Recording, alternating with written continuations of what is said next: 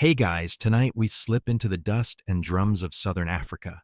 Centuries back, when the rising Zulu Kingdom shook the earth with its marches, the scene, the golden light of a late afternoon stretching across rolling grasslands, dry and endless, where termite mounds poke up like little towers and vultures drift lazily overhead.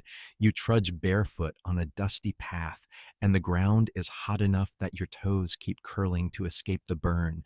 Sweat clings to your back. Your mouth is dry. And honestly, if you were actually here, you'd probably complain collapse and never make it past the first hill. But in this story, you keep walking because a village waits ahead, and so does a new life as a warrior. So before you get comfortable, take a moment to like the video and subscribe, but only if you genuinely enjoy what I do here. And while you're at it, tell me where you're listening from tonight and what time it is for you. I like to imagine these journeys stretching across the globe, different listeners all tuning in as the world turns. Now, dim the lights, maybe turn on a fan for that soft background hum, and let's ease into tonight's journey together. The first thing you hear is the distant beat of drums, steady low, like the pulse of the land itself. Your feet crunch dry grass stalks as you approach a kraal, a traditional Zulu homestead surrounded by tall wooden palisades. Smoke drifts from cooking fires inside, and the air smells faintly of roasting meat and the sharp tang of cow dung fuel. Not exactly a scented candle, but hey, it works. As you step closer, you notice the gate is guarded. Warriors lean against their great cowhide shields, the isi langu, nearly as tall as they are. Each man carries a short stabbing spear, the aikwa, named for the wet, sucking sound it supposedly makes when pulled from an enemy's body. Lovely bedtime detail, right? Don't worry, we'll keep this PG, so no nightmares. You enter the kraal to find life bustling. Children chase each other, women pound grain with tall wooden pestles, and cows shuffle restlessly in their enclosures. But dominating it all is the rhythm of the drums. You see men gathering in a large circle, some leaping into the air in time, with the beat stamping their feet so hard the earth itself seems to tremble. It's not battle yet, it's dance practice, the heartbeat of the Zulu. This is the beginning of your journey as a warrior. You've left behind whatever small homestead you grew up in, maybe a thatched hut tucked into the hills. Now you're here because the King Shaka himself has called the young men of the kingdom to his side. Historians still argue whether Shaka's recruitment was entirely voluntary or, let's just say, strongly encouraged. Either way, when the drums echo, you don't ignore them. You're herded with other boys your age toward the center.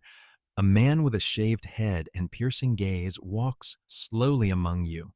He carries a long stick, not to beat, but to point, to prod, to test posture, to signal authority. He tells you the first rule: silence. Warriors don't chatter when they march. Warriors don't waste breath with nervous questions.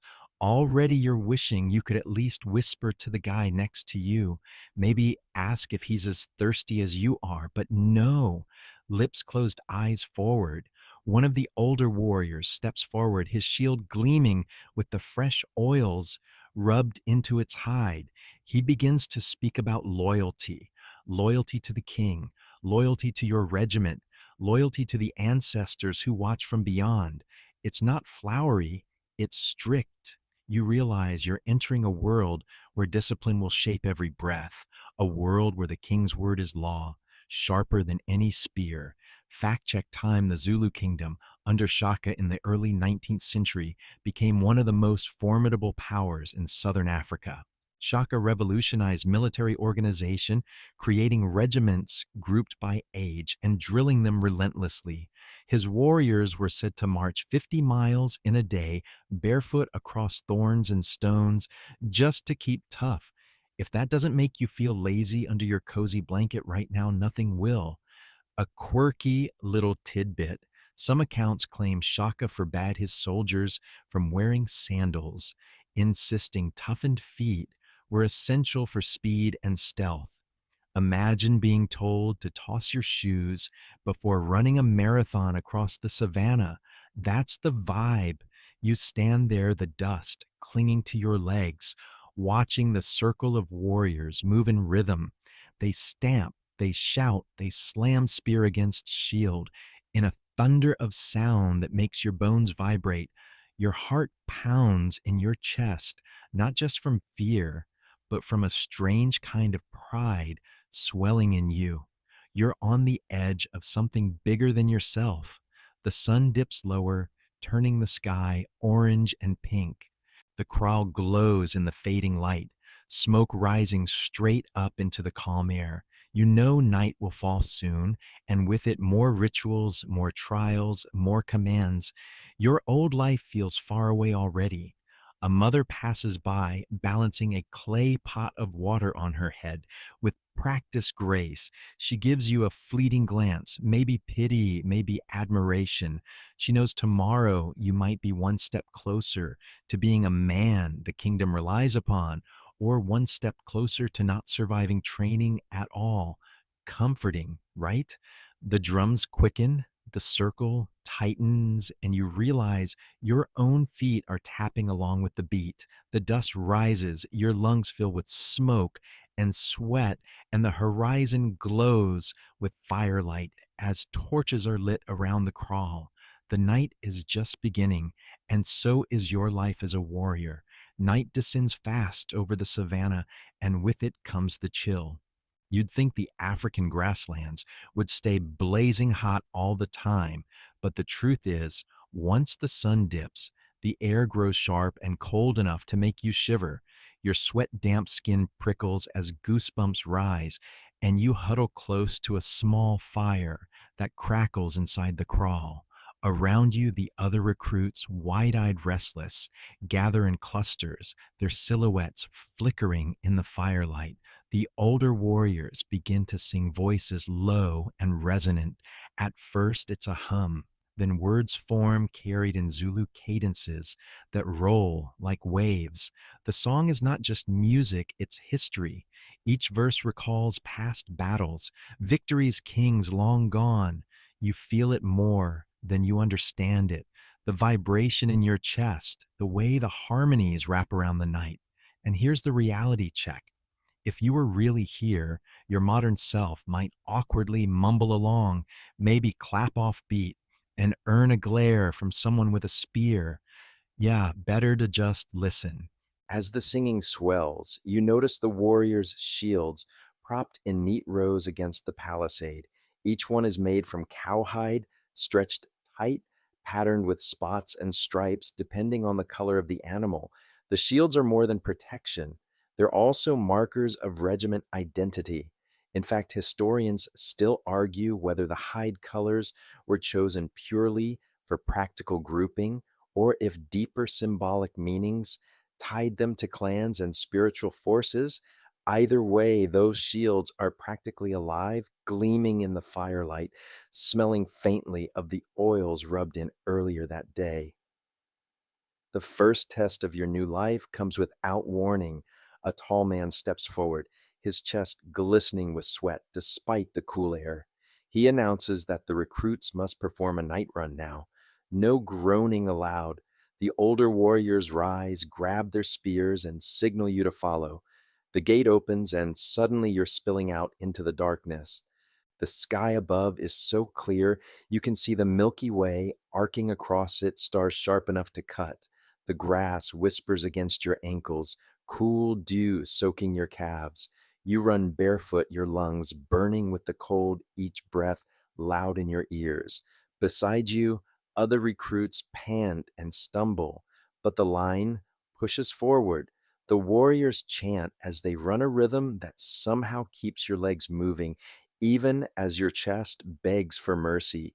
You reach a ridge, climb it, and there it is. The landscape sprawls out below endless plains, lit silver by the moon. In the distance, you hear the faint bark of jackals, the low rumble of something larger, maybe lions.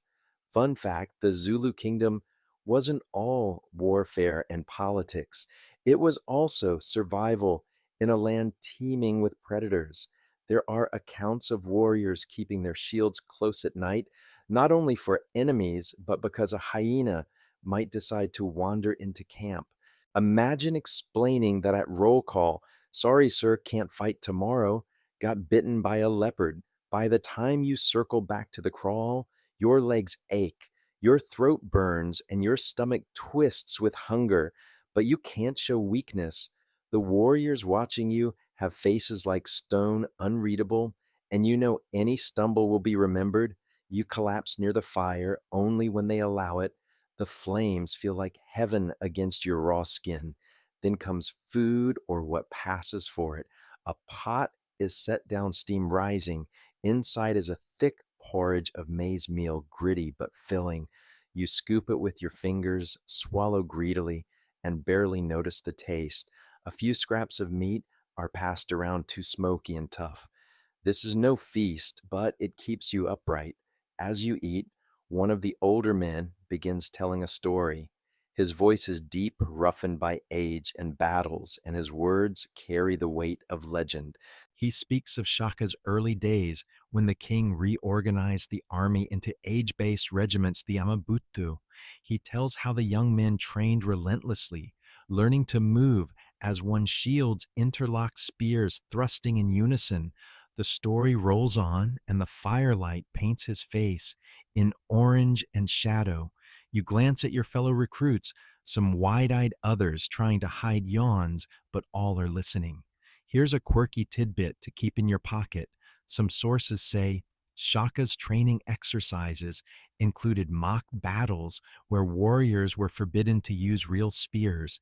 Instead, they'd clash with sticks until their knuckles split and their arms shook from exhaustion. The idea was simple. If you couldn't handle bruises from wood, you wouldn't survive iron. That's one way to toughen a crowd. The story winds down, the embers glow lower, and exhaustion pulls at your bones.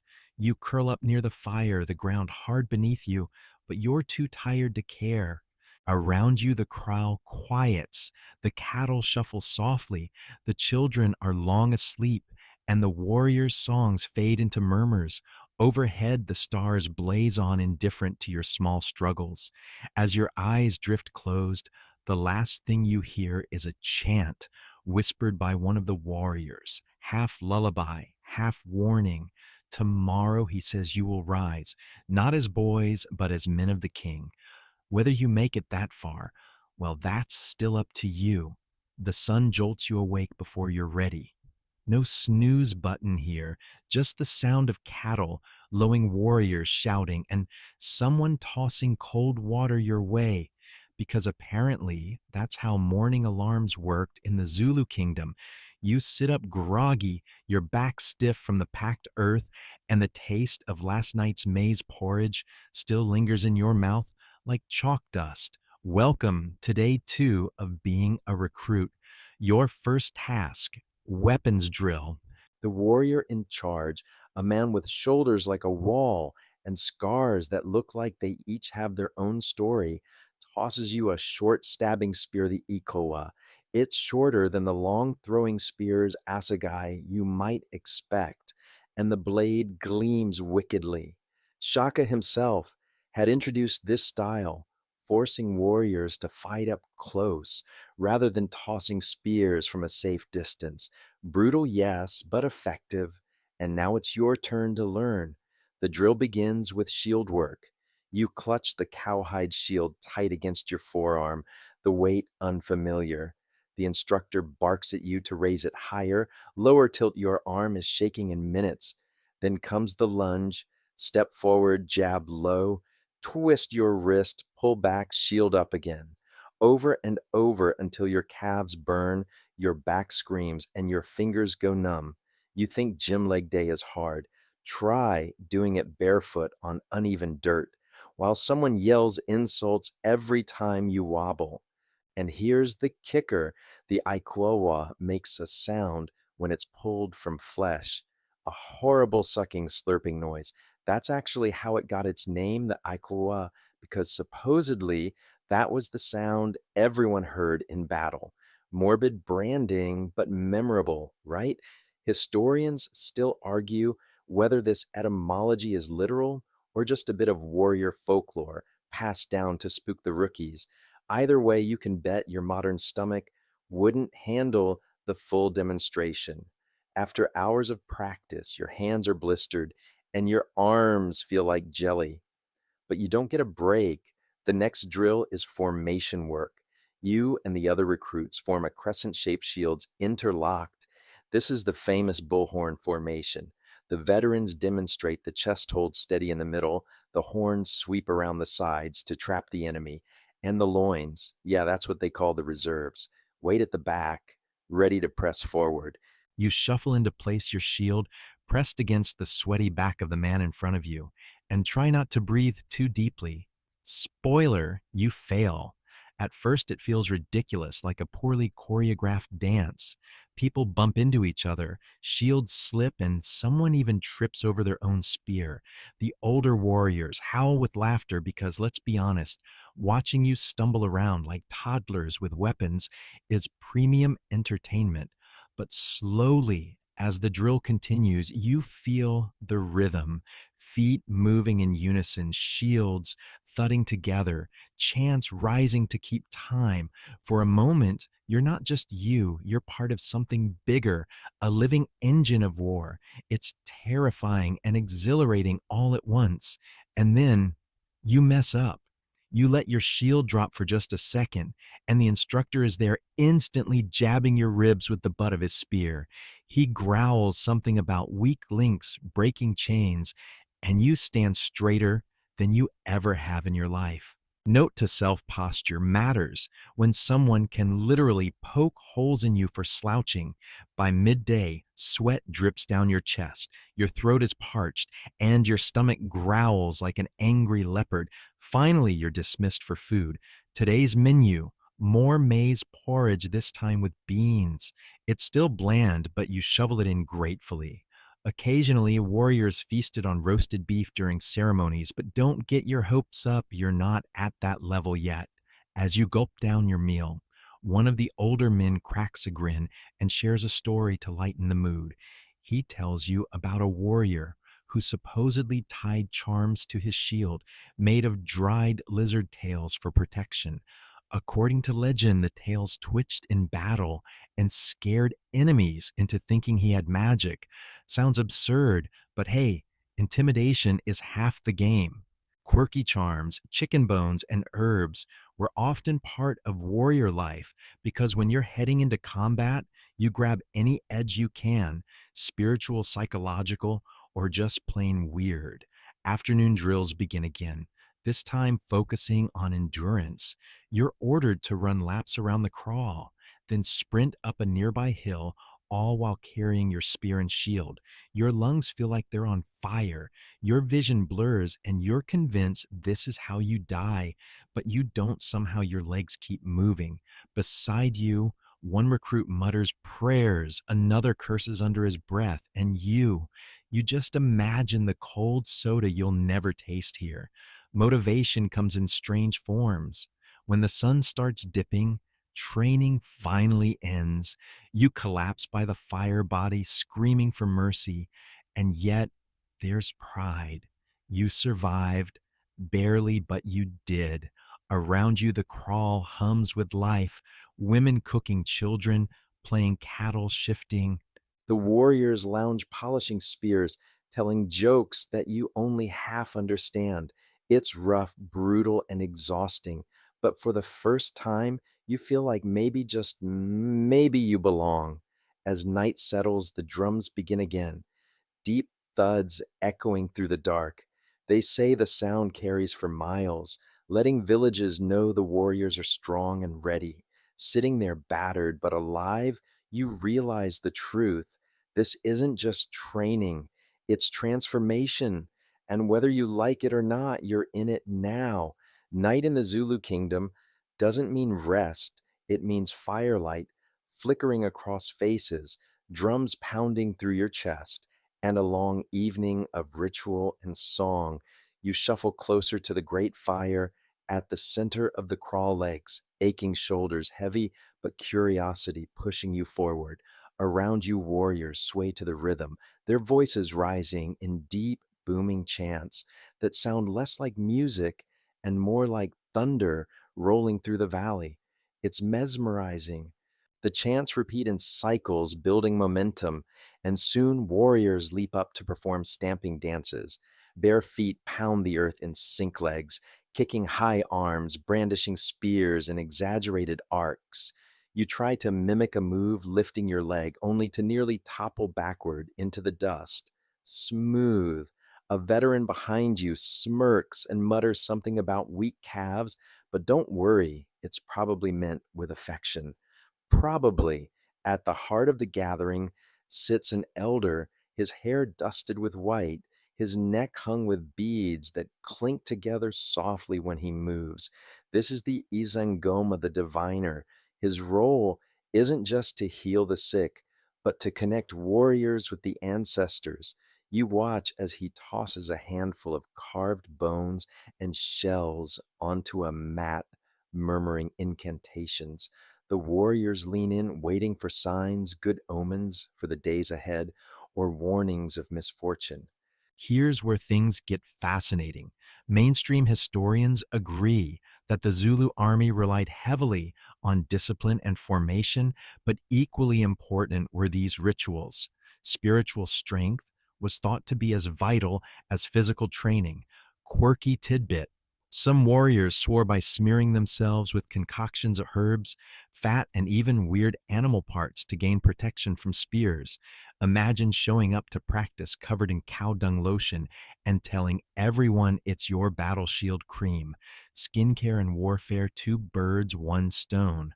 But not everyone agrees on how much these rituals actually influence battle outcomes. Historians still argue whether the psychological edge of believing you were invincible mattered more than the actual charms themselves. You sitting by the fire can feel it, though belief here is power. When an entire regiment believes the ancestors march with them, that energy becomes real in the rhythm of their feet and the force of their shouts. Later in the evening, the dancing grows wilder. Younger warriors leap higher, trying to show off their stamina, while the elders clap in time, sometimes pausing to call out jokes or sharp critiques. It's less America's Got Talent and more survival audition. You notice that humor flows easily here, jibes, laughter, playful insults. Even in a warrior society, there's room for roasting each other. Because let's face it, bonding happens best when someone makes a fool of themselves in front of the whole village. And tonight, that someone is you. One overeager kick sends your leg shooting up at an impossible angle, and the warriors roar with laughter. A child even mimics your moves, stumbling about with exaggerated wobbling legs. And suddenly, everyone's clapping and cheering your accidental comedy routine. You turn crimson, but hey, better to be the clown than the coward. And besides, you've just made yourself memorable. In a community like this, being remembered matters. Food and drink follow.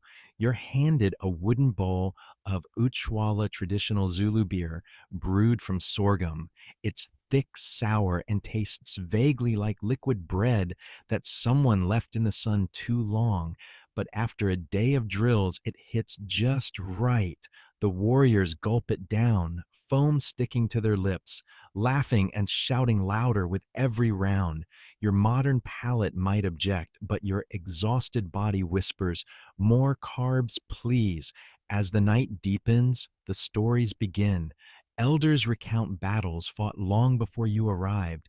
They speak of Shaka's reforms, how he abolished the throwing spear in favor of the Ikwa, how he reshaped the army into disciplined regiments, how he ordered warriors to go barefoot to toughen their souls. One elder swears Shaka once made warriors run over thorn bushes just to prove their toughness. Is it true? Hard to say. Historians still argue whether that story is literal or exaggerated campfire legend, but either way, it makes you glance nervously at the thorny ground around the kraal. Another tale drifts into the realm of myth. A warrior who faced down a lion with nothing but a shield and lived to boast about it. The details change with every telling. Sometimes the lion runs away in fear, sometimes it's defeated in a single stab, sometimes it just decides it wasn't hungry. The point isn't accuracy, though, it's inspiration. And tonight, inspiration comes wrapped in humor, exaggeration, and the warmth of beer fueled storytelling. You lean back, head tipped toward the sky. Above, stars burn sharp and clear, more vivid than any city night you've ever seen. The Milky Way arcs like spilled flour across the heavens. Somewhere out there, your modern world feels distant, irrelevant. Here, under this sky, in this circle of voices and drums, you are just one more recruit, bound by story song and ritual. And yet, beneath the laughter and music, you feel the weight of it all. This isn't just entertainment, it's rehearsal for courage. The chants you hear tonight will echo in your chest when you march to war. The dances that made you stumble will someday train your legs to keep rhythm and formation. The stories that made you laugh will steady your heart when the spears clash. The fire burns low embers glowing red. Slowly, the kraal quiets voices, softening warriors slumping against shields or lying back on the ground. You pull your thin blanket around your shoulders, listening to the last murmurs of song fading into the night. Tomorrow will bring more drills, more blisters, more sweat. But for now, lulled by drums and starlight, you drift towards sleep with the strange thought that this brutal, exhausting, wonderful place might just feel like home. Dawn in the Zulu Kingdom doesn't ask politely, it smacks you awake with cold air rooster calls and the sound of warriors already bustling about the kraal. You peel yourself off the hard ground joints, aching blanket damp with dew. The smell of smoke and ash clings to you, and your hair sticks out like you've been electrocuted. No one here cares. Everyone looks equally rough. Welcome to another day as a Zulu warrior in training. Breakfast, not your fluffy pancakes and syrup. Instead, you're handed a small wooden bowl of Amazi fermented milk that's thick, tangy, and weirdly comforting. Paired with a few lumps of maize porridge, it's simple fuel. Some warriors gulp it happily, others groan about the sourness. You just shovel it down because training doesn't wait for picky eaters. One young warrior teases you by mooing loudly as you drink. Congratulations, you've been promoted to clown of the kraal again. Once food is finished, the morning routine begins. Shields are pulled out, massive oval cowhide shields taller than your torso. They smell faintly of the animals they once belonged to, cured and dyed with ash and clay.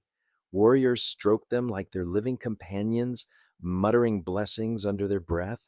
The Ikwa spear short and deadly glint in the rising sun, while Nob carries heavy wooden clubs rest close at hand. There's a seriousness here, even in the sleepy dawn haze. Weapons aren't props, they're extensions of the body. The first drill is formation practice. You're shoved into the ranks of an Ibutho, the regiment. Shoulder to shoulder shields pressed together, you form a line that stretches across the kraal. At the command, everyone surges forward in unison, stomping feet and clashing shields. The earth trembles with the forced dust billowing up into your nostrils. You try to keep up, but your timing is half a beat off, and the warrior beside you smacks the back of your shield with a grumble. Coordination matters. Alone, you're clumsy. together, you're terrifying. Here's a historical fact worth noting: the Zulu regiments perfected this kind of drill, creating what became known as the horns of the bull formation. The center of the chest engaged the enemy head on, while the horns curved around to encircle and crush them. Simple, brutal, effective. Quirky tidbit: some sources suggest warriors practiced this formation not just on open plains, but by literally chasing herds of cattle to mimic encirclement. Imagine sprinting after a confused cow and calling it combat training. Not glamorous, but practical. You're sweating heavily already, and it's not even mid morning. The second drill is weapon practice. A veteran shouts instructions while you jab forward with your ikalwa. Over and over, stab, withdraw, shield, block, step. Your shoulders ache, your wrists scream, but the drill master is relentless. He insists the stab should be quick, close, and decisive. Forget dramatic sword swinging moves. This is efficiency. The ikawa wasn't designed for fancy flourishes. It was designed for stabbing someone in the ribs and moving on. Scholars still argue whether this innovation came entirely from Shaka's genius or if earlier Nguni warriors already used similar techniques. Either way, you're learning firsthand that the weapon is brutally effective. Then comes running. Oh, yes, the infamous barefoot miles. Warriors are expected to run long distances, shields and spears in hand across uneven ground. You stumble over rocks, your toes protesting every step, while younger warriors sprint ahead like gazelles. The drill master yells about toughening your soles until they're like leather. According to one tale, Shaka insisted warriors ditch sandals altogether to grow used to hard ground. Your feet disagree with this policy loudly and painfully. After what feels like a lifetime of running, you collapse back into the kraal chest, heaving sweat dripping into your eyes. The older warriors chuckle at your misery. One pats your back, half encouragement, half mockery. Not dead yet, you wheeze something that might be agreement. Midday offers a short respite. You're handed more beer because hydration is important, apparently, and sit under a thorn tree trying to convince yourself your legs aren't made of jelly. Around you, warriors repair shields, polish spear tips, or simply nap in the dust. One group bursts into laughter as a warrior tries balancing his shield on his head while juggling knob carries. Spoiler, he fails spectacularly. But don't get too comfortable. The afternoon drills focus on mock battles. Half the warriors take one side, half the other. The commands echo forward. Rush circle, press retreat. Dust fills the air, sweat stings your eyes, and the clash of shields sounds like a thunderstorm. It's chaotic but exhilarating. For a moment, you almost feel like you belong, your movements syncing with those around you, your shield striking at the same rhythm, your spear darting forward with a shred of confidence. That illusion lasts about 10 seconds before someone slams into you from behind, knocking you flat on your face. You eat dust while everyone stomps past, and when you finally crawl up, you're greeted with hoots of laughter. Great. Dust seasoning again. Here's the thing, though: humor has its place in all this. The teasing keeps spirits high, and it reminds you that mistakes are survivable here, at least in training. Everyone's been the newbie. Everyone's tripped, dropped a spear, or swung at the wrong moment. You're part of the cycle now. As the sun dips low, casting long shadows across the crawl, training finally winds down. Exhaustion drapes over you like a heavy cloak, but beneath it thrums a strange pride. You've survived another day. Your feet hurt, your arms ache, and your ego is dented, but you're still standing. You've glimpsed the discipline that forged the Zulu army into a force feared across southern Africa. And maybe, just maybe, you're starting to feel a spark of that same fire in your chest. When night falls again, the drums return, the laughter rises, and your bowl of beer feels more like a trophy than a drink. Tomorrow will hurt even more, but tonight, as firelight paints the crawl in gold and shadow, you can finally grin through the soreness and say you're not just watching history anymore, you're living it. By now, your muscles are beginning to forgive you, though only slightly. The morning starts with stiffness in your legs, like you've been sleeping with two tree trunks instead of limbs. Still, there's no time to groan. The day in a Zulu warrior's life is not just about spears and shields, it's about belonging to the pulse of the community. And today you get to step beyond the crawl's thorn fence enclosure and into the larger rhythm of the Zulu Kingdom. After a quick gulp of sour milk and maize porridge, you're ushered along with a group toward the royal kraal, the center of it all. It's no ordinary settlement. The sheer size staggers you, hundreds of huts arranged in a vast oval, the air humming with the sound of cattle, lowing women pounding grain, and warriors practicing their formations. Dust swirls in the air, stirred by bare feet, by cattle hooves, by the sheer movement of so many lives in one place. At the heart of it sits the great enclosure where the king's cattle are kept. And yes, in case you were wondering, cattle here aren't just mooing background props.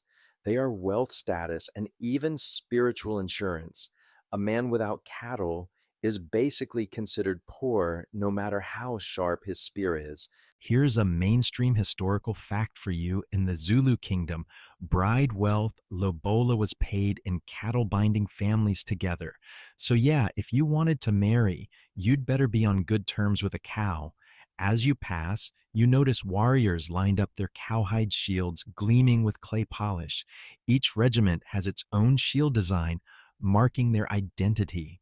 One young warrior nudges you and points, "That's the king's guard." You recognize them instantly. Their shields are massive, their expressions stone hard, and they stand so still you wonder if they're carved statues brought to life. One sneezes, though, which ruins the effect a bit. The king's presence is near, though you don't see him yet.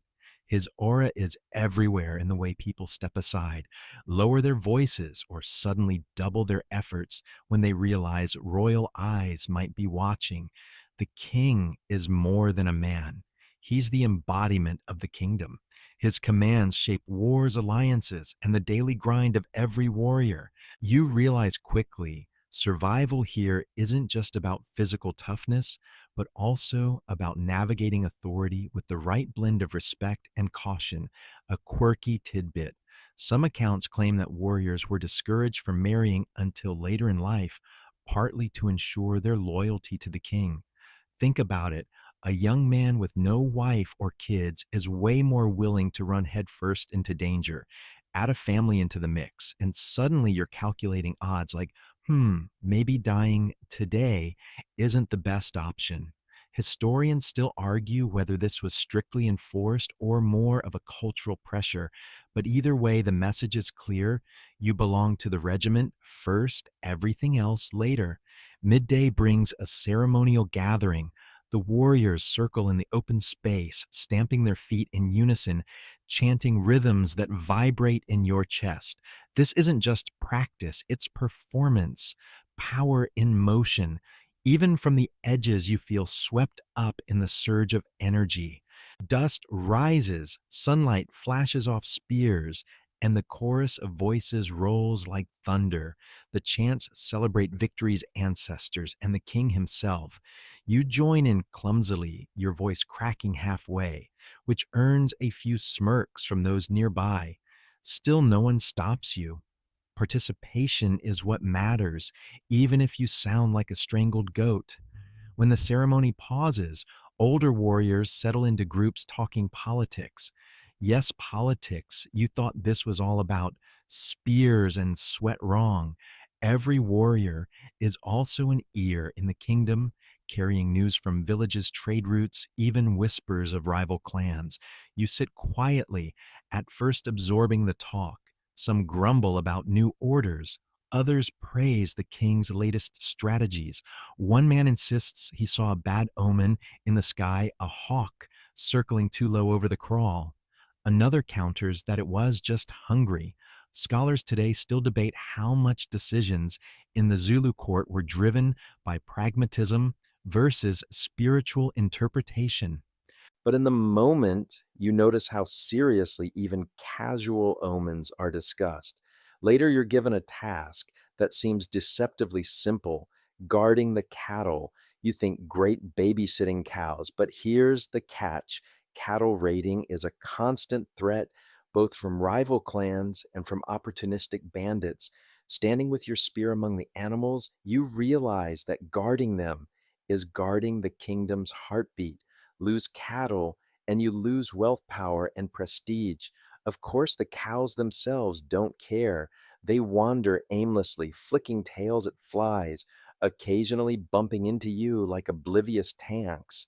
You can't help but mutter sarcastically, "Protect the nation by babysitting butter churns on legs."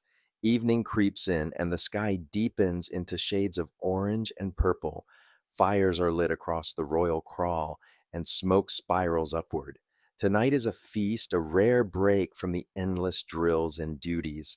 You're herded into the communal space where pots of stew simmer meat, roasts on spits, and calabashes of beer are passed around. The air thickens with the scent of roasted beef and herbs. You realize with sudden delight that this is your first real feast here. As the drums beat, warriors leap into dances. Their movements are sharp, powerful, punctuated by shouts that pierce the night. You're pulled into the circle, no excuses. You stomp clumsily, almost lose your balance, and wave your arms like an offbeat crane. The crowd erupts in laughter. Instead of shame, though it feels like initiation, you've been seen, you've been ridiculous, and you've been accepted anyway. That's the point. Somewhere between the dancing, the feasting, and the laughter, you catch sight of the king himself. He sits slightly elevated, calm, yet commanding, watching his warriors with sharp eyes. The moment stills you. Here is the figure at the center of this world, the one you've heard shouted in chants and whispered in fear. You bow your head instinctively, though part of you wishes you could sneak a better look. By the time the fires burn low, your belly is full, your throat is raw from chanting, and your legs threaten mutiny after so much stomping. You collapse onto the hard earth, listening to the fading drum beats. Today has shown you something deeper, that being a warrior isn't just about training. It's about living within a larger whole, tied to cattle, to king, to rhythm, to dust, to fire. You're not just you anymore. You're a thread in the tapestry of the Zulu Kingdom. You wake before the sun, not because you want to, but because the sounds of the kraal don't allow for sleeping in. The roosters are relentless. The cattle grunt like they're rehearsing for an opera, and warriors are already stamping their fight in practice drills. Your body feels like it was borrowed, returned broken, and now you're supposed to keep using it anyway. Still, you push yourself up dust, clinging to your skin, and remind yourself being a warrior means moving whether you're ready or not. This morning, the focus isn't training or feasting, it's strategy.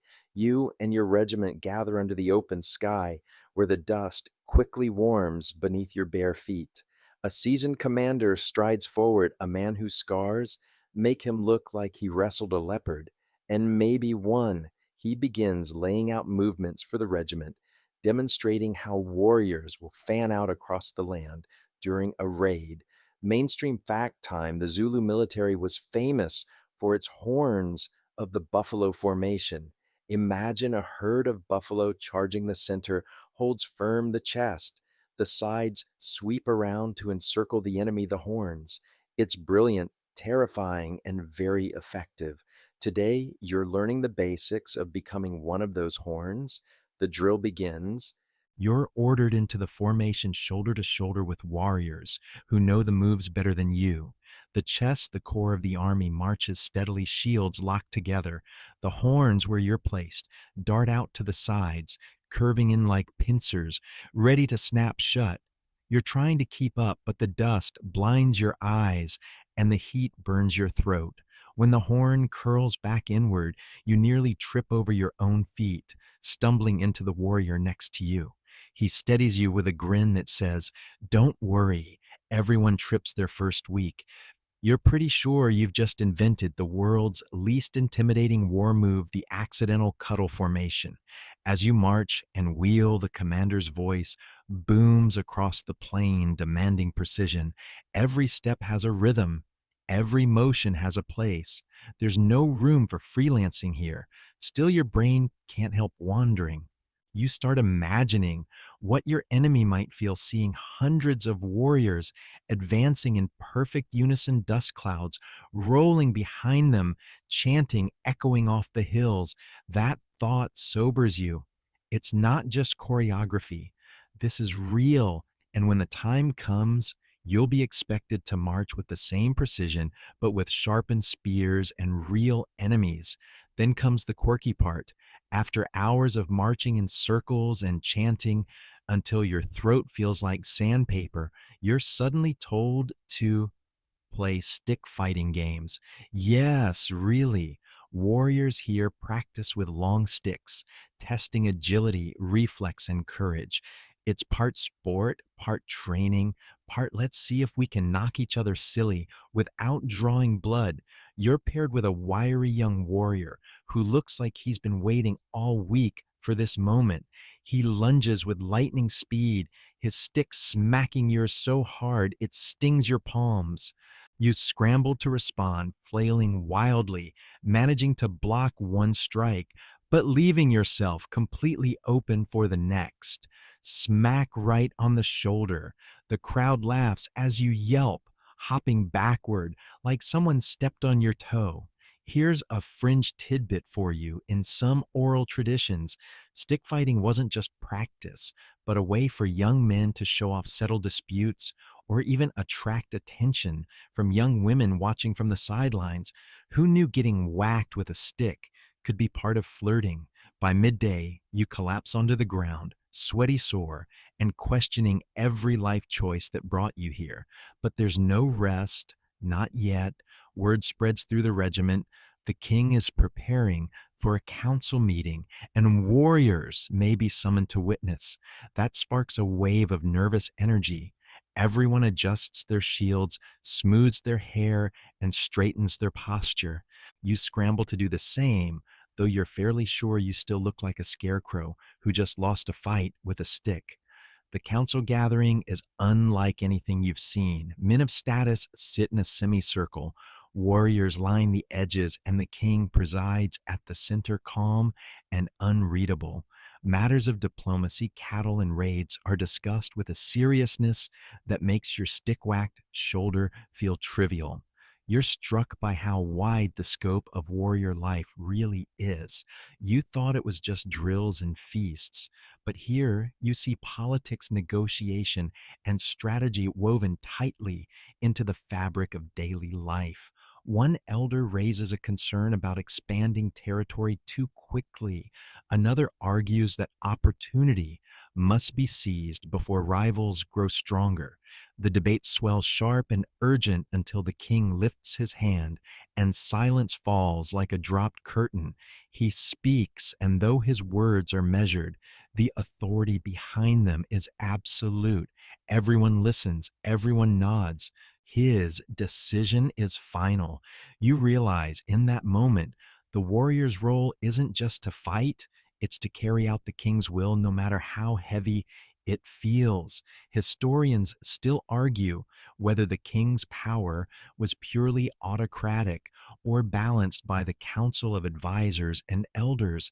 Standing there, however, you're less concerned with scholarly debates and more with the weight of obedience pressing down on your shoulders.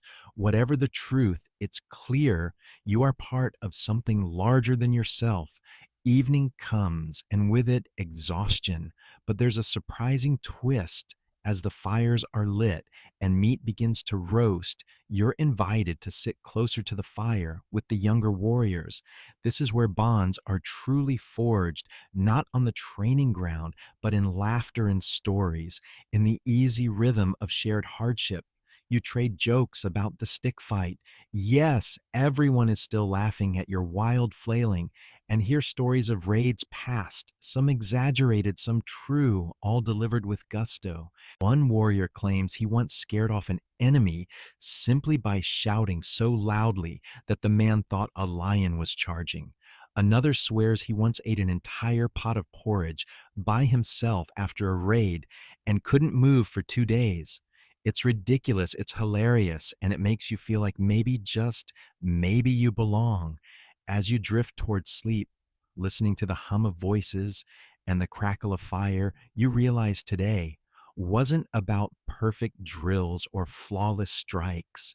It was about stepping deeper into the current of Zulu life strategy, strength, laughter, and loyalty.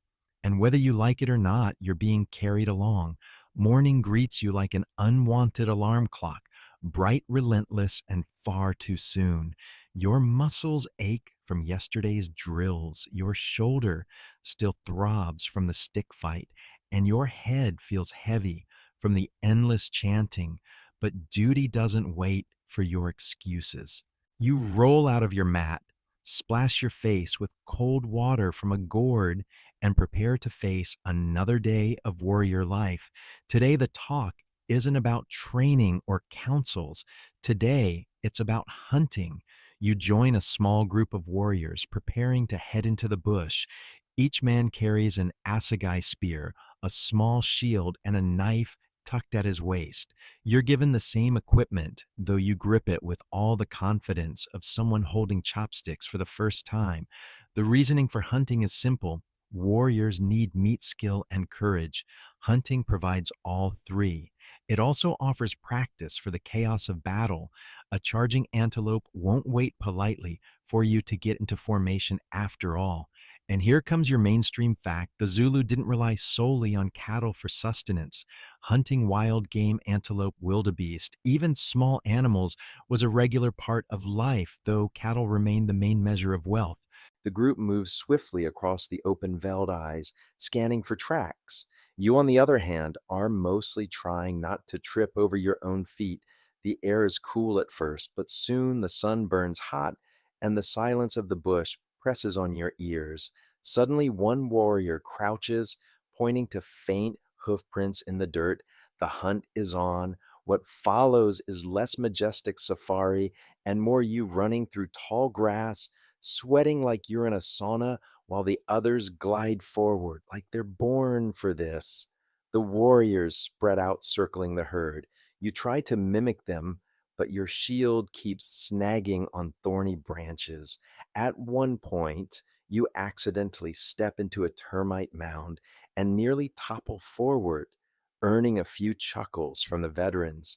Congratulations, you've invented guerrilla warfare against insects. Finally, you spotted a wildebeest, massive and dark, grazing on the edge of the herd. The warriors signal moving with practiced coordination. They creep closer, crouched, low spears ready. The tension is thick enough to cut with a knife. Then, like lightning, the animal bolts. Shouts fill the air as warriors sprint after it, feet pounding, dust rising. You run too, though your legs feel like jelly. The wildebeest crashes through brush horns flashing. One warrior hurls his spear, striking true. The animal stumbles, collapses, and the hunt is done. Silence follows, deep, heavy, respectful. The warriors gather around, offering quick words of thanks to the ancestors. You stand there panting, part awed, part horrified, part wondering if you'll ever stop coughing up dust. Here's your quirky tidbit. Zulu hunters sometimes smeared their bodies with animal fat, believing it gave them strength and speed. You're pretty sure if you tried that, you'd just end up smelling like a badly roasted steak. Once the kill is secured, the group prepares to haul the meat back. You're tasked with carrying one of the legs, which is exactly as glamorous as it sounds. By the time you stagger into the crawl, your arms are numb and your back feels permanently bent. Still, the sight of the community waiting, cheering, makes it worthwhile. The meat is roasted in great slabs over open fires. The smell is mouth-watering, smoky, rich, irresistible. Warriors tear into the feast grease, dripping down their fingers. You're handed a portion the size of your head, and despite exhaustion, you devour it like you haven't eaten in weeks. After the feast, songs rise into the night. The women's voices soar high, the men's voices rumble low, and the drums pulse in your chest. It's not just music, it's energy, history, and pride wrapped together. You clap along offbeat as always, but no one minds. They laugh when you miss a cue, then pull you back into rhythm. Later, as the stars burn bright above a warrior beside you, leans in whispering about omens. He swears he saw an owl on the hunt, a sign of misfortune, according to some beliefs. But another warrior scoffs, saying owls bring wisdom, not doom. Here's your scholarly debate moment. Historians still argue whether Zulu spiritual interpretations were uniform or varied depending on the clan region and time. Listening to the discussion, you realize even warriors live with uncertainty, interpreting signs and symbols in different ways.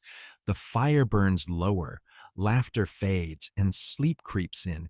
You curl up full and content, though your muscles scream with every twitch. Your last thought before drifting off. That wildebeest may have been fast, but you're certain your sprint today set a new world record for most uncoordinated chase scene in history. The next morning, you're awakened not by drums, not by chanting, but by the low murmur of voices outside your hut. You stumble out still stiff from yesterday's hunt to find a gathering at the center of the crawl. Men are already in place, spears stuck upright in the earth like flags. Women and children stand at the edges watching quietly. Today, you realize, is about councils, when the warriors gather to listen, to speak, and to decide.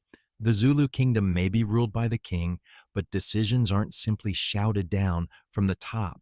Councils of elders, seasoned warriors, and trusted advisors weigh in on matters ranging from warfare to cattle disputes. This is your mainstream historical fact. The Zulu system of governance combined centralized leadership under Shaka and later kings with localized councils that preserved traditional clan voices. In other words, power was absolute, but also consultative in its own way. You sit cross-legged near the edge, trying to look like you belong. The head warrior begins by raising a hand, signaling silence. A messenger steps forward with news. Raiders were spotted near the borderlands. Some say they're from a rival clan. Others whisper about foreigners, traitors who've brought guns, stirring trouble. The council murmurs, voices weaving together like a low thunder. One elder speaks of caution. Another insists on swift retaliation. A third man, clearly enjoying his moment, launches into a long story about how his cousin once chased 3 thieves and came back with 5 goats instead of 3. No one is entirely sure what his point is, but everyone nods politely. You make a mental note. Councils are basically history's original meetings that could have been an email. Then comes the quirky tidbit of the day. You learn that sometimes disputes were settled with cattle trials, where the offending party paid in cows to restore peace. Imagine that in the modern world, road rage solved not with insurance, but with a guy leading 2 mooing cows into your driveway. The debate intensifies. Younger warriors pound their shields, demanding action. Older men caution patience, reminding them that hot heads often lead to cold graves. The head warrior remains calm, listening, weighing. You glance around, realizing this isn't just posturing, it's politics, survival, and reputation all wrapped into one. A hush falls when a tall, scarred warrior stands. He argues that retaliation without proof risks sparking endless blood feuds. We cannot strike shadows, he says. His voice is steady, his words cutting. But another man counters sharply, declaring that to do nothing invites weakness. Here comes your scholarly debate moment. Historians still argue whether Shaka's centralized power truly suppressed endless interclan wars or whether it simply redirected them into more organized campaigns of conquest. Sitting here, you feel the tension firsthand. At last, a decision is made. Not war, not yet. Scouts will be sent to confirm the threat.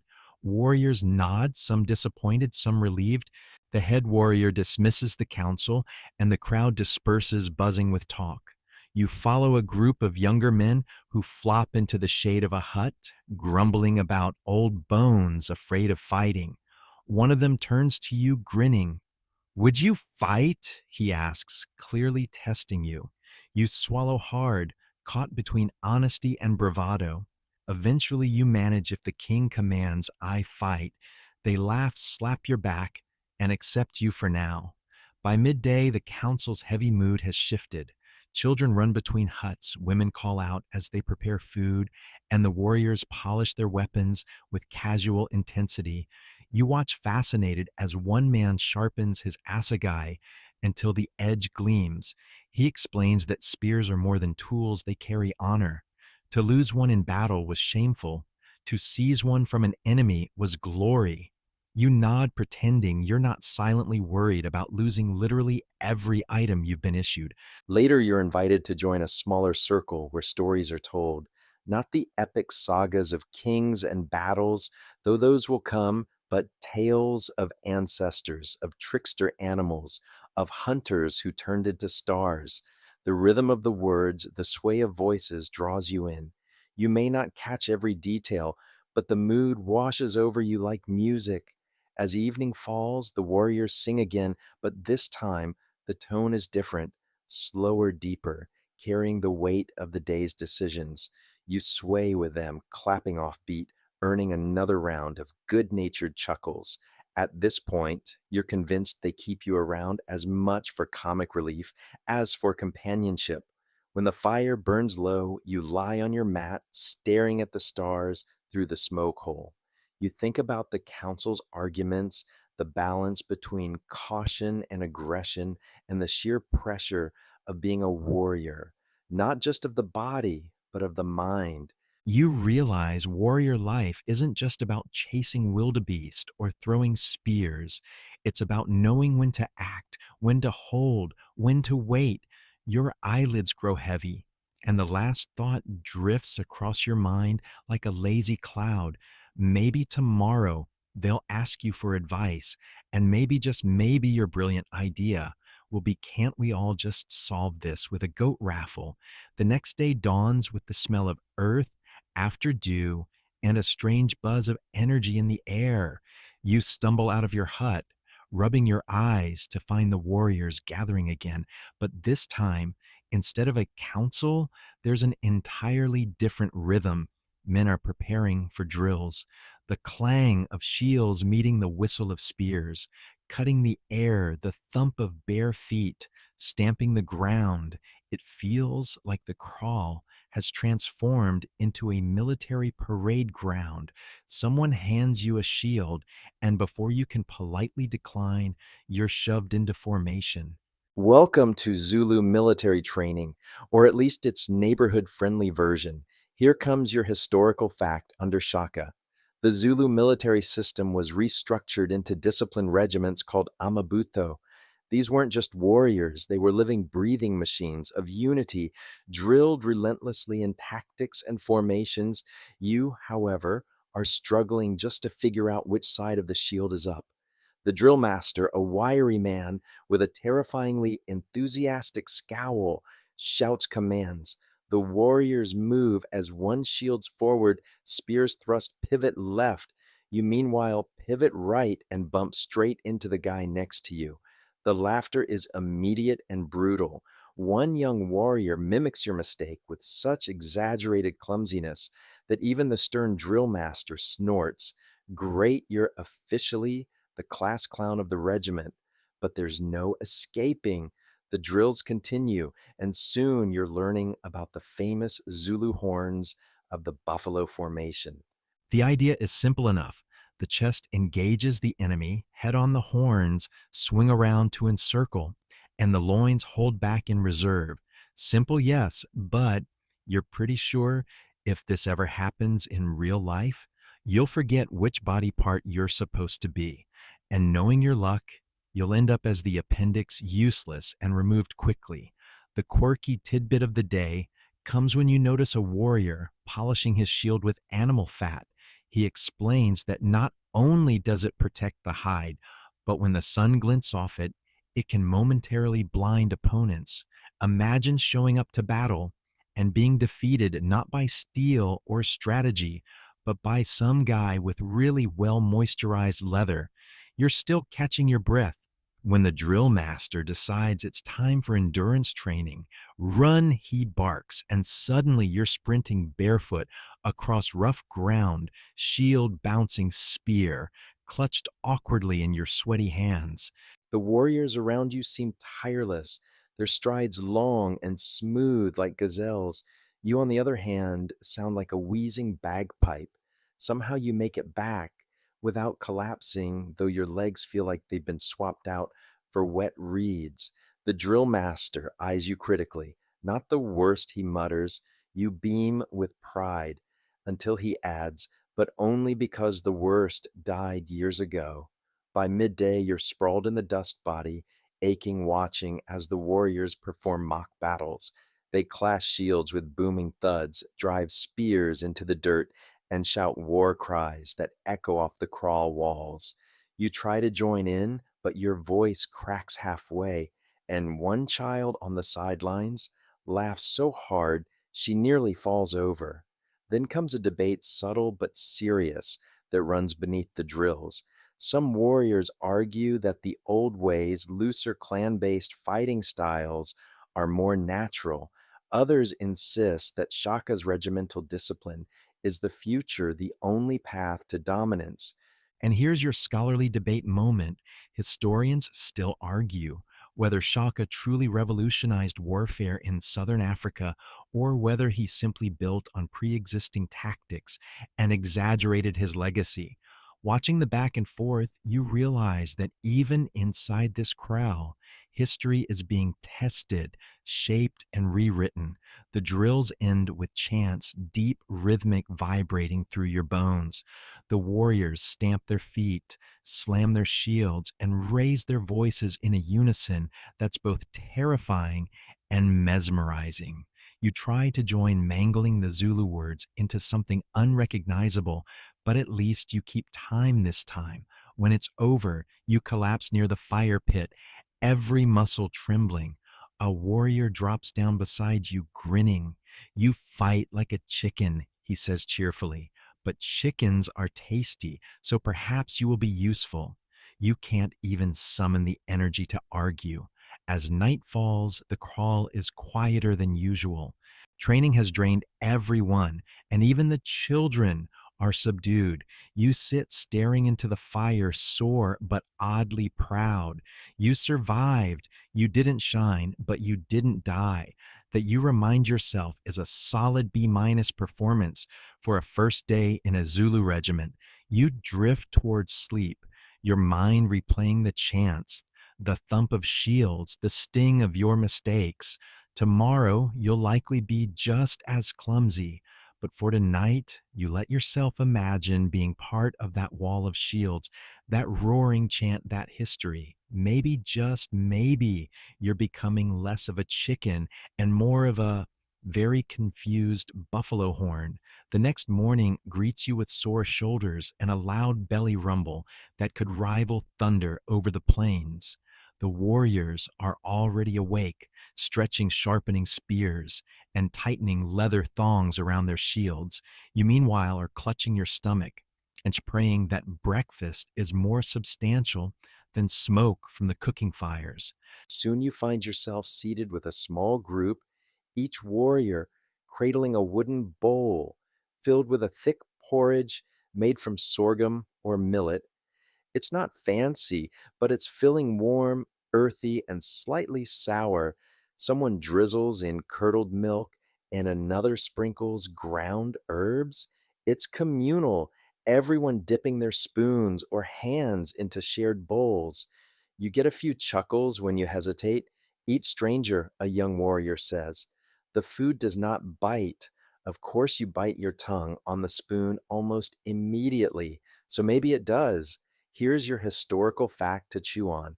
Along with the porridge, the Zulu diet in the early 19th century was simple, but sustaining based largely on grains, milk, and sometimes meat from cattle. Cattle weren't just food, they were wealth status and the beating heart of social life. A cow was never slaughtered casually, only for important ceremonies. So, if you were hoping for bacon eggs and pancakes, you're out of luck. The quirky tidbit sneaks in when someone hands you a chunk of roasted locust. Yes, a locust. Apparently, during swarms, people roasted and ate them as a crunchy protein snack. You bravely nibble, trying to mask your horror. To your surprise, it tastes like smoky sunflower seeds. Not bad, though you're careful not to smile too widely, because you can already imagine modern YouTube commenters spamming bro ate a bug on stream. After breakfast, you sit back and watch as elders perform small rituals, tossing bits of food into the fire as offerings to ancestors. Smoke curls upward, carrying prayers to those who came before. It's a reminder that meals here are never just about feeding the body. They also feed the bonds between the living and the departed. One elder tells you that food shared at a hearth ties everyone together in spirit. Another insists that ancestors sit invisibly among the diners, nodding approval or displeasure depending on how the porridge is stirred. This leads to your scholarly to debate moment. Historians still argue whether early Zulu ancestor veneration was more religious ritual or social glue blending belief, with the practical need to keep communities unified. Watching the seriousness on everyone's faces as food is sprinkled into flames, you lean toward both. By midday, another pot is simmering, this time with tougher stuff boiled maize mixed with greens, maybe even a hint of goat meat if you're lucky. The smell alone has your stomach growling again. While you wait, a young boy sidles up with a calabash gourd of beer. Not the frothy pint you might imagine, but a cloudy, fermented sorghum drink, sour and thick. Everyone drinks it, from warriors to grandmothers. You take a tentative sip and immediately gag. It's like someone poured vinegar into oatmeal water and decided, yes, this is the way. The boy cackles at your expression and downs the rest. Mealtime is also storytelling time. Warriors recount hunts and mock battles with flamboyant hand gestures, embellishing details until the stories sound less like skirmishes and more like epics. One claims he once killed a lion with a single spear thrust, though the way the others laugh makes you suspect it was more of a scared warthog. You chime in with a tale of eating roasted locust for the first time, and to your delight, that actually earns you approving nods. Apparently, food bravery counts. As the day drifts on, you notice that meals don't happen in isolated little family groups. Instead, everyone seems to gather: elders, children, warriors, all dipping from the same pot. Food is a shared act, a way of reinforcing community ties. And though you nearly choke on a clump of porridge, you also feel strangely like you belong. By evening, the warriors are chewing on strips of dried meat, bark like and salty, while you gnaw on yours and wonder whether your jaw will survive. Then someone hands you roasted pumpkin seeds, crunchy and rich. You close your eyes and sigh. Finally, something snack size that doesn't threaten to break your teeth or your pride. The firelight flickers, shadows stretch, and voices soften as everyone leans into the comfort of being full. For the first time since you arrived, your belly isn't complaining. You realize that survival here isn't just about swinging a spear, It's about sitting shoulder to shoulder, sharing bowls, and laughter eating together until hunger becomes nothing but a memory. And as you drift towards sleep, you whisper to yourself, maybe roasted locusts aren't the worst thing in the world, but if anyone offers you another calabash of sour beer, tomorrow you're definitely allergic. Dawn breaks again, and this time you're greeted not by the rumble of your stomach, but by the sound of distant horns echoing across the hills. It's not breakfast being called, it's training. You shuffle toward the gathering place, blinking sleep from your eyes, only to find warriors already assembled spears, gleaming in the sun shields, held tight feet, pounding the ground in perfect rhythm. You suddenly remember this isn't a vacation. This is boot camp. The commander strides forward, tall, broad shouldered, with eyes sharp enough to slice wood. His voice booms as he orders everyone into formation. You, of course, stumble into the wrong line and immediately get corrected by a shove from the warrior next to you. Left side stranger, he mutters, great start. Here's your mainstream historical fact. King Shaka, the most famous Zulu leader, revolutionized warfare by introducing the Ikel, a short stabbing spear designed for close combat alongside large cowhide shields. He drilled warriors relentlessly, focusing on discipline, stamina, and formation. What you're about to endure is a taste of that. The first exercise seems innocent enough, marching in unison, shields raised, spears poised. But after about 10 minutes, you're sweating like you've just run a marathon in full winter clothing. The warriors chant in rhythm, their voices pounding like drums. You, meanwhile, are wheezing like a broken flute. The commander notices, and for a horrifying moment, you're sure he'll throw you out. Instead, he just smirks, clearly amused by your inability to keep pace. Next comes the running drill.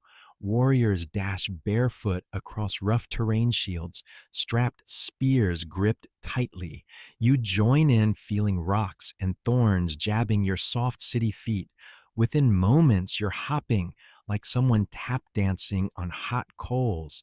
The others laugh, but don't slow down. You mutter to yourself that medieval gym memberships must have been brutal.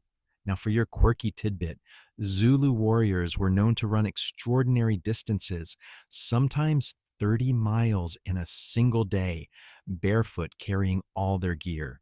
They trained so much that their feet toughened to the point of resisting thorns and stones. You look at your blistered soles and realize you're not even close. The training shifts to mock combat. Two lines of warriors face off shields, clashing spears, darting forward with controlled strikes. Dust rises as sandals scrape the earth. The chants grow louder, filling the air with rhythm and intensity. Then you're shoved into the fray. A spear whizzes past your ear, and you yelp, blocking wildly with your shield. The warrior across from you laughs so hard he nearly drops his weapon. You fight like a chicken, he teases. You flap your arms mockingly in response, and the laughter doubles. Still, you learn quickly. The shield isn't just for blocking, it's for pushing, for hooking, for creating an opening. The Ikeawa spear is short enough that it feels more like a dagger than a javelin. You practice thrusting, pulling back, repeating. Sweat pours, muscles burn, but with every jab, you feel yourself slipping a little deeper into the rhythm of the line. And then comes the buffalo horns formation, your scholarly debate moment. Historians still argue whether Shaka himself invented this tactic or whether he adapted it from older Nguni traditions.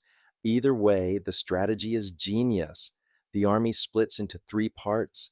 The chest engages the enemy head on, the horns swing wide to encircle, and the loins hang back in reserve.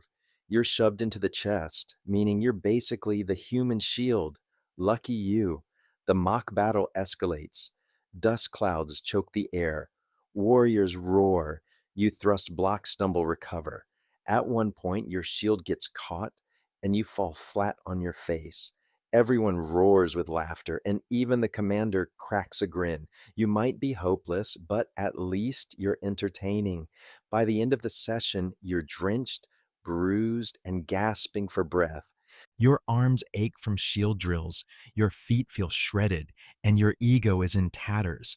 But when a fellow warrior slaps your back and says, "You did not die," that is good. You take it as the highest compliment of your life.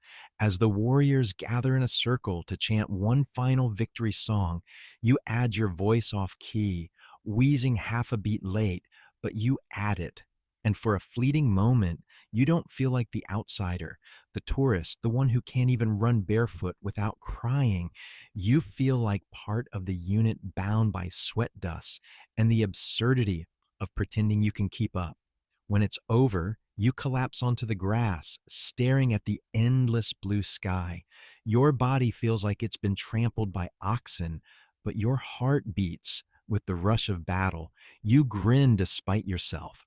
Who knew exhaustion could feel this glorious? And as you drift on the edge of sleep, someone shouts, "Tomorrow we run twice as far." You groan into the earth. The next day, you're spared the agony of training, at least for now.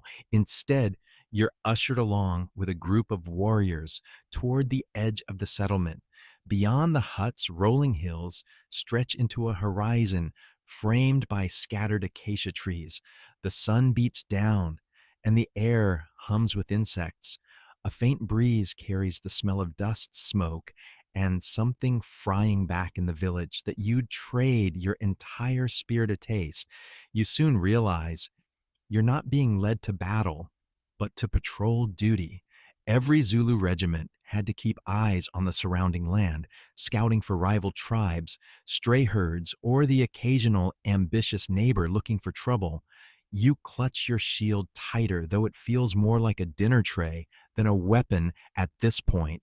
Mainstream historical fact for you, Shaka and his successors created a highly organized military system with regiments Amabuto divided by age groups. Younger warriors were often sent on patrols covering vast distances to ensure the king's safety and the security of the territory. The Zulu military wasn't just about fighting wars, it was about control, order, and constant vigilance. The patrol is quiet at first. You march in formation spears, upright shields thudding softly against thighs. The sun rises higher, cooking the earth beneath your bare feet. Sweat trickles down your back, and you fantasize about modern hiking boots and Gatorade. The warriors, meanwhile, move effortlessly as if heat and distance mean nothing.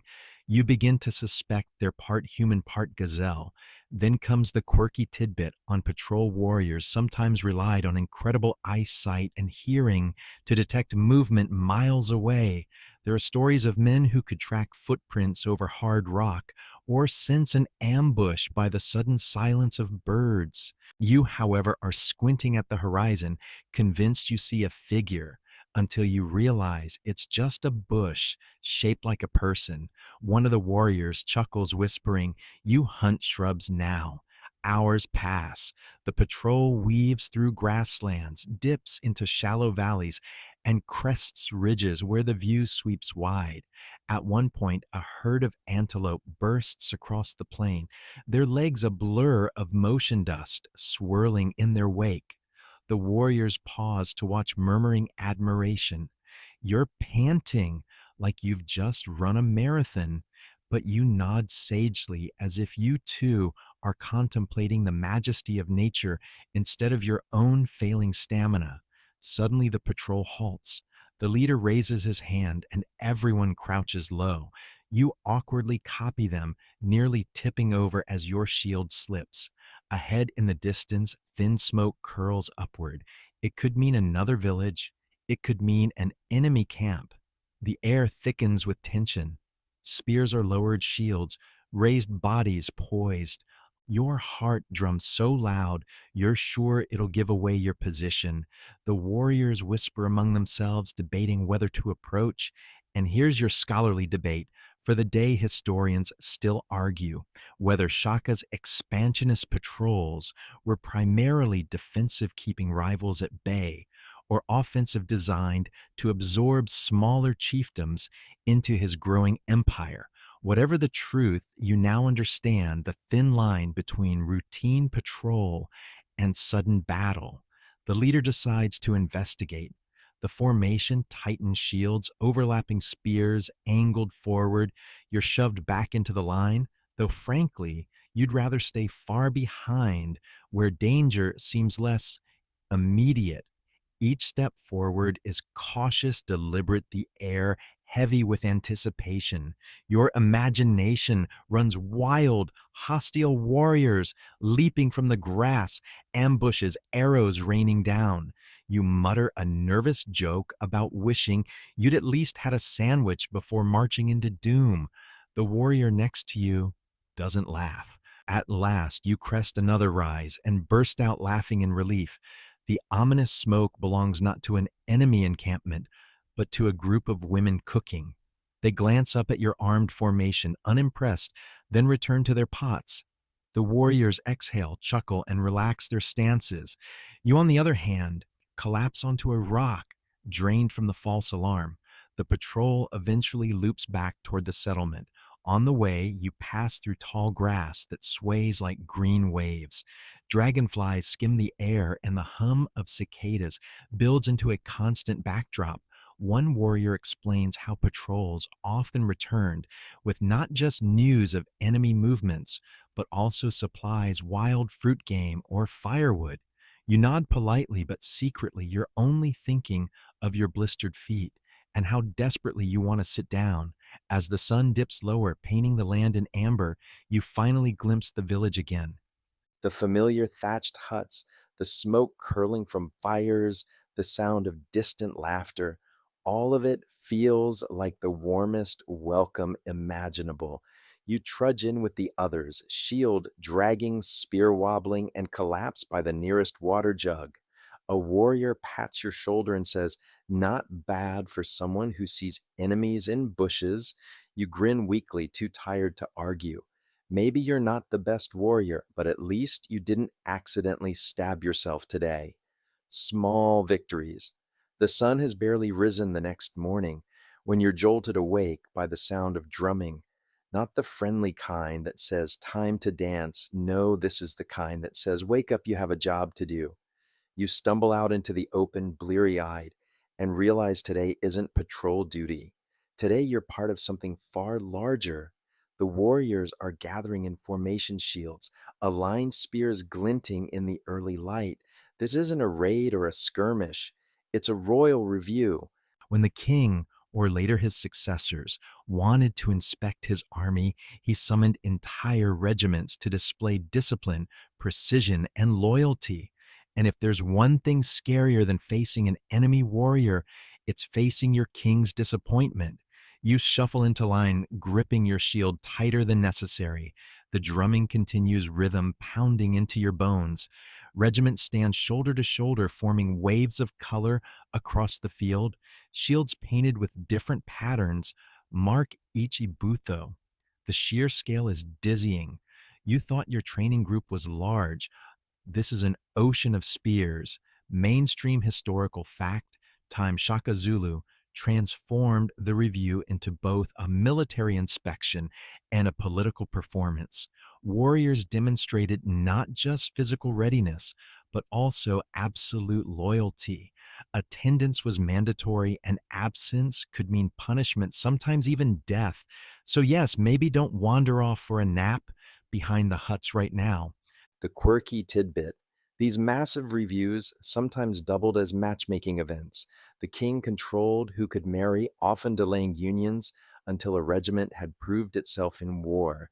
Imagine standing in formation, sweat pouring down your back, while secretly hoping the girl across the field notices you don't look like a total disaster in your uniform. You glance around and realize you are very much not marriage material today. The drumming halts, silence falls, and then he appears. The king himself, flanked by attendants, strides forward. His presence alone bends the air. Every warrior straightens chests, puffed out spears steady. You try to mimic them, but mostly look like a scarecrow trying yoga. The king's eyes sweep the lines. He doesn't say much, but he doesn't have to. Just standing here, you feel the weight of authority. Some historians still argue whether Shaka's rule was built more on fear or admiration, but in this moment, you suspect it was both. You wouldn't dare cough, let alone slack. Then suddenly movement erupts. The regiments begin their display. They stamp thrust spears, clash shields, and bellow chants in unison. The sound reverberates across the field, a wall of rhythm and power that makes your skin prickle. You're caught up in it, pushed, pulled, shouted at to keep step. Your shield bangs against the ones beside you, and for once you're moving in rhythm, swept into the living current of the Zulu war machine. Sweat blinds you, but you don't falter, not here, not in front of the king. You roar when they roar, slam your shield when they slam, thrust your spear when they thrust. For a fleeting moment, you feel part of something immense, ancient, unstoppable, but then the exhaustion creeps in. Your arms ache, your legs wobble, and you wonder how these warriors can keep going for hours. You sneak a glance at the sun. It hasn't even reached its peak yet. Your spirit wilts like a flower in drought. You whisper a joke under your breath about wishing for a halftime break with orange slices. No one laughs again. These men take their reviews seriously. When it finally ends, the regiment stand frozen, panting, waiting. The king nods once. That's it. No speech, no grand theatrics, just a nod, and the tension evaporates. Warriors cheer, shields rattle, and relief surges through you. You didn't trip, you didn't faint, and most importantly, you didn't disgrace yourself. Honestly, that feels like victory. Afterward, the regiments disperse. Some warriors brag about how loud their chants were. Others laugh over tiny mistakes. You collapse onto the grass, gulping water. A young warrior sits beside you and says, "You shouted like a dying goat, but at least you shouted." You grin because at this point you'll take any compliment. The review leaves you thoughtful. You've glimpsed the unity, discipline, and sheer power of the Zulu army. Individually, you might be hopeless, but together these warriors move like one body, one will. It's terrifying and beautiful and exhausting all at once. As the sun dips lower, you drag yourself back toward your hut. Your shield feels heavier than ever, your spear droops like a wilted reed. But deep inside, you carry a strange pride. You've survived another day in a world that chews up the weak and rewards the strong, or at least the stubborn. Tomorrow might bring patrols again, or training, or even real battle.